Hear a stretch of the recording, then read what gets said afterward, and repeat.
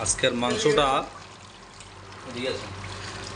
মাংসটা মানে এত মাশাআল্লাহ, মানে আমি এখনো ঝোল দেখি নাই, কিন্তু কালারটা দেখলে বোঝা যায় যে আসলে রান্নাটা কেমন হয়েছে। ভাই একটু লাড়া দেখতো মাশাআল্লাহ। আমি আসলে মাংস পাক করলে সব কিছু একবারেই পেঁয়াজ করে দিই, পরিমাণ মতো দিই যতটুকু প্রয়োজন। দ্বিতীয়বার দেখা লাগে না, লবণও দেখা লাগে না মাশাআল্লাহ। মাংসটা একটু কষাইতেছি, আলুগুলো দিয়ে দিন। আলু লাগবে না, না মাংস হয়ে গেছে, আলুগুলো দেন।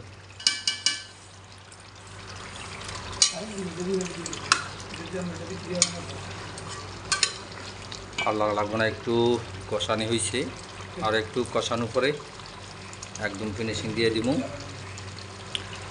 পাকটা কেমন হচ্ছে সবাই কমেন্ট করে জানাবা। আর যারা যারা এখন আমার ইউটিউব চ্যানেলটা সাবস্ক্রাইব করে নাই, অবশ্যই আমার ইউটিউব চ্যানেলটা সাবস্ক্রাইব করে আমার সঙ্গে থাকবেন, আপনাদেরকে নতুন কিছু দেওয়ার চেষ্টা করব। আর ভিডিওটা কেমন হচ্ছে অবশ্যই কমেন্ট করে জানাবেন। ধন্যবাদ সবাইকে, আসসালামু আলাইকুম।